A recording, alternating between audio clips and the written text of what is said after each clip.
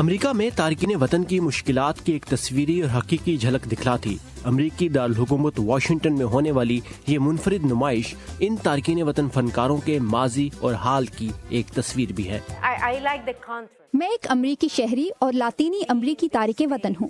میری کمیونٹی کے لوگ یہاں صفائی ستھرائی اور برتن دھونے جیسے کم تر سمجھے جانے والے کام کرتے ہیں، لیکن یہاں لوگ آتے ہیں اور میرے ساتھ تصاویر لیتے ہیں۔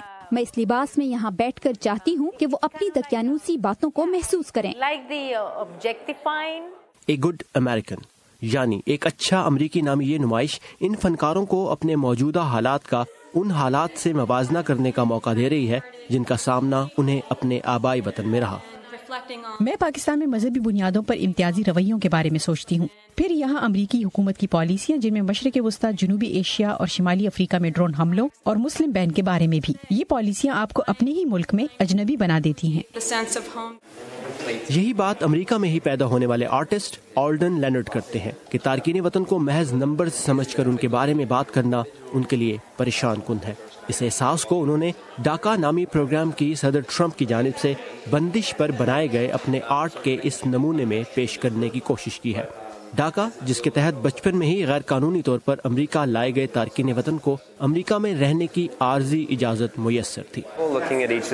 یہ تمام چہرے مل کر خود امریکی صدر کی تصویر ہیں۔ یہ چہرے ایک ایسے شخص سے سوال پوچھ رہے ہیں جنہوں نے 8 لاکھ لوگوں کی زندگیوں کو غیر یقینی صورتحال سے دوچار کر دیا ہے۔ اس نمائش کی خاص بات یہ ہے کہ اس کا انعقاد ایک ایسے میوزیم میں کیا گیا جو کبھی 19ویں صدی کے ایک کامیاب تارک وطن کا گھر ہوا کرتا تھا۔ اس تارک وطن کو واشنگٹن ڈی سی کی ایک اہم کاروباری شخصیت ہونے کے باوجود پہلی جنگ عظیم کے بعد جرمن ہونے کے باعث کچھ ایسی ہی مشکلات کا سامنا کرنا پڑا تھا۔ میرے خیال سے امریکہ ان حالات کو پہلے بھی دیکھ چکا ہے اور ماضی کی طرح اس دور کا خاتمہ بھی ہوگا۔ امریکہ اب بھی دنیا بھر کے لوگوں کے لیے مواقعوں کی سرزمین ہے۔ جبکہ پاکستانی آرٹسٹ صوبیہ کا کہنا ہے کہ ان کے لیے ایک اچھا امریکی ہونے جیسی کوئی چیز نہیں۔ پاتال کے دکھ وہ کیا جانے جو سطح پہ ہیں ملنے والے۔ ان کے لیے یا تو آپ امریکی ہیں یا نہیں۔